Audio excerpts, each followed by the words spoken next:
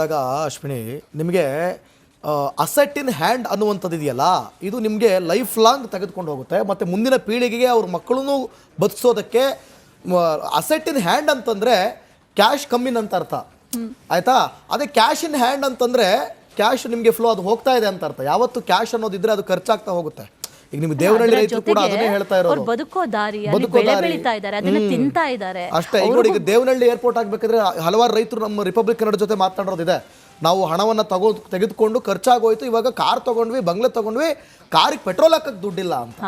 ಇದು ರೈತರು ಈ 1-2 ಎಕರೆ ಇಟ್ಕೊಂಡು ಮಾಡೋಕ್ಕಾಗದೇ ಇರೋರು ಪಾಪ ಕಷ್ಟಪಡ್ತಾ ಇದ್ದಾರೆ. ಹಂಗಾಗಿ ಅವ್ರು ಮಾರ್ತೀನಿ ಅಂತ ಹೇಳ್ತಾ ಇದ್ದಾರೆ. ಇರಲಿ, ಅವ್ರದ್ದು ಅಭಿಪ್ರಾಯಗಳನ್ನ ನಾವು ತೆಗೆದು ಆ ಕಡೆ ಇಡೋಕ್ಕಾಗಲ್ಲ. ಬಿಡದಿ ರೈತರ ವಿರುದ್ಧ ದಾಖಲಾಗಿರೋ ಪ್ರಕರಣಗಳ ವಿಚಾರಣೆ ಹೇಗಿರ್ಬೋದು? ಕಾನೂನು ಸಂಕಷ್ಟದಿಂದ ಪಾರಾಗೋದಕ್ಕೆ ಅವಕಾಶ ಏನಾದರೂ ಇದೆಯಾ? ಪೊಲೀಸ್ ವಿಚಾರಣೆ ಹೇಗೆ ನಡೆಯುತ್ತೆ? ಈ ಬಗ್ಗೆ ನಿವೃತ್ತ ಪೊಲೀಸ್ ಅಧಿಕಾರಿ ಬಸವರಾಜ್ ಮಾಲಗತ್ತಿ ರಿಪಬ್ಲಿಕ್ ಕನ್ನಡ ಜೊತೆ ತಮ್ಮ ಅಭಿಪ್ರಾಯವನ್ನು ಹಂಚಿಕೊಂಡಿದ್ದಾರೆ. ಒಂದ್ಸಲ ನೋಡೋಣ. ಅಲ್ಲಿ ಏನಾಗಿದೆ, 2 ಗುಂಪುಗಳಾಗಿದೆ, ಒಂದು ಪರವಾಗಿ ಒಂದು ವಿರೋಧವಾಗಿ. ಆ ರೈತರಲ್ಲಿನೇ ಒಬ್ಬರು ವಾಲಂಟ್ರಿಯಾಗಿ ಲ್ಯಾಂಡ್ ಕೊಟ್ಟಿದ್ದಾರೆ. ಆ ಲ್ಯಾಂಡ್ ಕೊಟ್ಟಿದ್ದರಲ್ಲಿ ಅವರು ಸಪೋರ್ಟ್ ಮಾಡಿ ಮಾಡ್ತಾ ಇದ್ದಾರೆ. ಇನ್ನೊಂದು ಅಪೋಸ್ ಮಾಡಲಿಕ್ಕೆ ಅವರು ಧರಣಿದು ಮಾಡ್ತಾ ಇದ್ದಾರೆ. ಇದರಲ್ಲಿ ರಾಜಕೀಯನೂ ಇದೆ ನೋಡಿದ್ರೆ ಅನ್ನಿಸ್ತದೆ. ಬಟ್ ಅದು ಏನೇ ಇರಲಿ, ಶಾಂತತಾಭಂಗವಾಗುವಂಥ ಯಾವುದೇ ಕೃತ್ಯಗಳಲ್ಲಿ ಭಾಗಿಯಾಗಬಾರ್ದು. ಅದಕ್ಕೆ ಆವಾಗ ಸರ್ವೆ ಮಾಡಲಿಕ್ಕೆ ಹೋದಾಗ ಅವ್ರನ್ನೆಲ್ಲ ಗಲಾಟೆ ಮಾಡಿ, ಕಲ್ಲು ಹೋಗೋದು, ಪೊರಕೆಯಿಂದ ಹೊಡೆದು, ಗಾಡಿಗಳನ್ನು ಡ್ಯಾಮೇಜ್ ಮಾಡಿ, ಗ್ಲಾಸ್ ಹೊಡೆದು, ನಂತರ ಅಧಿಕಾರಿಗಳಿಗೆ ಮೈ ಮೇಲೆ ಹೋಗಿ ಅವ್ರಿಗೆ ಹೊಡೆದು ಬಡದು ಮಾಡಿ, ಕಲ್ಲಿಂದ ಹೊಡೆದಿದ್ದರಿಂದ ತಲೆ ಹೊಡೆದಿದ್ದು ಗಾಯಗಳು ಆಗಿದ್ದಾವೆ. ಅವ್ರನ್ನ ಅರೆಸ್ಟ್ ಮಾಡಿ ಅವ್ರನ್ನ ಪ್ರಿವೆಂಟಿವ್ ಅರೆಸ್ಟು, ಗುಂಪುಗಾರಿಕೆಯಿಂದ ಅಸಂಘಟಿತ ಗುಂಪುಗಾರಿಕೆ ಅಂತಾರೆ ಅದಕ್ಕೆ. ಕಾನೂನುಬದ್ಧವಾಗಿ ಇಲ್ಲದಂಥ ಗುಂಪುಗಾರಿಕೆಯನ್ನು ಕಟ್ಟಿಕೊಂಡು ಅಧಿಕಾರಿಗಳ ಮೇಲೆ ಹಲ್ಲೆ ಮಾಡಿದ್ದಾರೆ, ಕಲ್ಲು ಒಗೆದಿದ್ದಾರೆ, ಮರಣಾಂತಿಕ ಹಲ್ಲೆ ಮಾಡಿದ್ದಾರೆ ಅಂತ ತಿಳ್ಕೊಂಡು ಅಟೆಂಪ್ಟ್ ಟು ಮರ್ಡರ್ ಕೇಸ್ ಮಾಡಿದ್ದಾರೆ. ಅದು ಜಾಮೀನಿಲ್ಲ. ಅದು ಮಿನಿಮಮ್ ಅಂದರೆ 15-20 ದಿವಸ, 1 ತಿಂಗಳವರೆಗೂ ಒಳಗೆ ಇದ್ದೇ ಇರ್ತಾರೆ.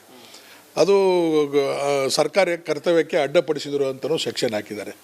ಸೊ ಇವೆಲ್ಲ ಗಂಭೀರವಾದ ಸೆಕ್ಷನ್ಗಳು, ಲಘು ಸೆಕ್ಷನ್ ಅಲ್ಲ, ಬೇರೆ ಸೆಕ್ಷನ್ ಅಲ್ಲ. ಸೊ ಹೀಗಾಗಿ ಅವರು ಕಂಪಲ್ಸರಿಯಾಗಿ ಒಳಗಿಡಬೇಕಾಗ್ತದೆ. ಮತ್ತು ಮುಂದೆ ಹೊರಗೆ ಬಂದ ಮೇಲೆ, ಜಾಮೀನು ಬಂದ ಮೇಲೆ ಮತ್ತೆ ಅವರಿಗೆ 107 ಮಾಡಿ ಪ್ರಿವೆಂಟಿವ್ ಮೇಜರ್ಸ್ ಆ್ಯಕ್ಷನ್ ಅಂತಾರೆ. ಪ್ರಿವೆಂಟಿವ್ ಮೇಜರ್ ಆ್ಯಕ್ಷನ್ ಅಂತಾರೆ. 107 CRPC, ಹಳೆ CRPC ಪ್ರಕಾರ 107 ಮಾಡಿ ಅವ್ರನ್ನ ಕೋರ್ಟ್ ಮುಂದೆ ಹಾಜರು ಮಾಡ್ತಾರೆ. ತಹಸೀಲ್ದಾರ್, ತಾಲೂಕಾ ಮ್ಯಾಜಿಸ್ಟ್ರೇಟ್ ಅಂತಾರೆ ಅದಕ್ಕೆ, ತಹಸೀಲ್ದಾರ್ ಮುಂದೆ. ಅವ್ರ ಮುಂದೆ ಹಾಜರು ಮಾಡಿ, ಅವರು ತಹಸೀಲ್ದಾರ್ ಆದವರು ಅವರು ಬಾಂಡ್ ಬರ್ಸೋತಾರೆ ಅವ್ರ ಕಡೆಯಿಂದ. ನಾನು ಯಾವುದೇ ಇನ್ನು ಮೇಲೆ ನಾನು ಇಂಥ ಅನೈತಿಕ ಕೃತ್ಯಗಳಲ್ಲಿ ಭಾಗವಾಗುವುದಿಲ್ಲ, ಬೇಕಾಯಿಸಿದ ಕೃತ್ಯಗಳಲ್ಲಿ ಭಾಗವಹಿಸುವುದಿಲ್ಲ, ಯಾವುದೇ ಶಾಂತಭಂಗವಾಗುವಂಥ ಕೃತ್ಯವನ್ನು ಮಾಡೋದಿಲ್ಲ ಅಂತ ತಿಳ್ಕೊಂಡು ಎಲ್ಲ ಬಾಂಡ್ ಬರ್ಸೋದು ಅವ್ರಿಗೆ ಜಾಮೀನು ಬಿಡ್ತಾರೆ.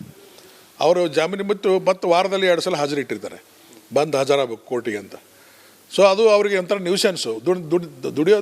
ದುಡ್ಕೊಂತಿನ್ನುವಂಥ ರೈತರಿಗೆ ಈ ವಾರದಲ್ಲಿ 2 ಸಲ ಕೋರ್ಟಿಗೆ ಹಾಜರಾಗಂತಂದರೆ ಅದು ಕಷ್ಟ. ಅಕಸ್ಮಾತ್ ತಪ್ಪಿದ್ರೆ ವಾರಂಟ್ ಬರ್ತದೆ, ವಾರಂಟ್ ಜಾರಿ ಆಗ್ತದೆ. ಸೊ ಹೀಗಾಗಿ ಅವರಿಗೆ ಭಾಳ ತೊಂದರೆ ಆಗಿ ಕೊನೆಗೆ ಯಾವುದೂ ಸಂಘಟನೆ ಬೇಡ ಅಂತ